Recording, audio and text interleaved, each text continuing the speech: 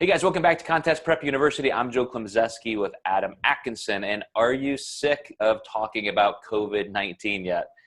We kind of are. It's important. It's what everybody needs. But at the same time, we want to transition out of that. So we're going to title this series 2020 Transitions. And Adam, I think the first thing that everybody does want to hear is an update on the contest season. And I've gotten word this week of, another show here, another show there that's been canceled or postponed. So here we are reaching the end of April. Do you have any insight as to what contests will happen versus which ones will not?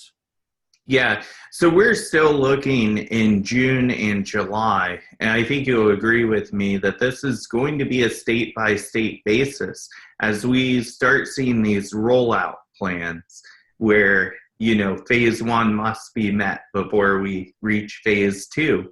The gatherings are going to get bigger as these phases roll out. And I think a lot of people got heartbroken when Universe Championships got canceled. And that was the one that I was not that optimistic about. But as it got closer, I was like, I can't believe they haven't canceled yet. It must be happening. Well, yesterday it got canceled. Mm-hmm. But New York City is the epicenter of the virus. New Jersey's second. And there's just no way they're going to be that far in their rollout plan. You have to think this contest goes across 2 days. And not only do they have open competitors, they have masters competitors. They would like to get seats filled if they can.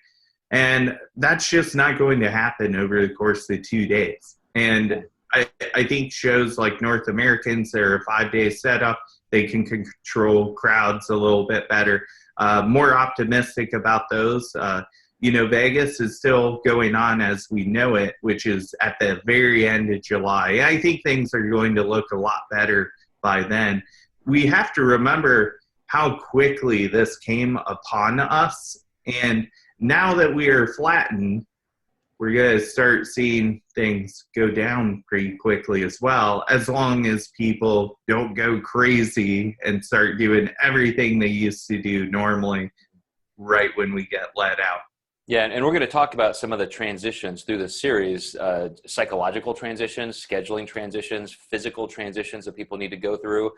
But I've always had my eye also on June and July being the places where we think we're going to be wide open. But there are some caveats to that, because there were later shows, even in the fall, that because of the sheer size and magnitude with fitness festival type environments, that they've just said, look, we cannot keep this on the books, not knowing. So a couple of those larger ones have been canceled. That's why I'm kind of interested still about the Olympia and things like that in the fall. One part of me says, look, there's just no way. You're already seeing these protests and all this stuff. Like, there's no way we're going to stay shut down. But at the same time, science may reign supreme, and there may be, as you said, these phases. Plus, one of the CDC directors is talking about a double spike, with letting any social distancing relaxation occur.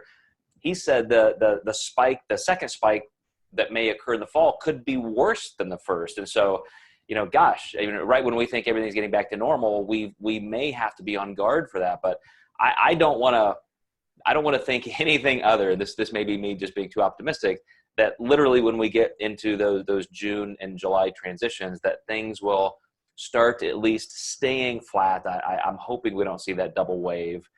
But any other final things that you see in terms of what you're telling your clients that, hey, we can absolutely target these times or these contests?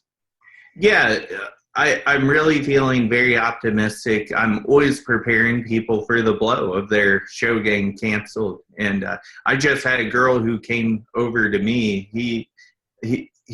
Her coach was adamant June 6th would happen. And she's like, look, I'm a nurse, and this guy's just totally unrealistic. And it just goes back to our last series, kind of with the high-protein diet and just really ridiculous meal plan. But another thing I wanted to touch on is if you look at the just different places where the virus has happened. I believe it was South Korea. They wore masks and they did stay pretty far apart, and they were able to keep things really flat during that time. I think that's really good, optimistic data to look at, and I think that's positive. And then the only other thing I wanted to touch on is I think everyone freaked out where they saw where Universe got moved to, and it got moved to November. But you have to consider they don't want to overlap on the other shows that rescheduled. So I think a lot of people kind of kicked the dirt and said, we're not competing until November. I said, that's not the case. They're trying to piggyback off of Miami Nationals. So the people who do Miami, if they don't get pro cards, they can go to Universe and try to get a pro card as well. So they're trying to structure this so it's easier for you guys to maintain your diets and get into these shows. So I wanted to kind of shed that positive light on this episode. Good. All right. Well, you guys stay tuned, because in the next episode, we're going to talk about some of the mindset shifts that you may need to successfully make these transitions in 2020. So we'll see you next time.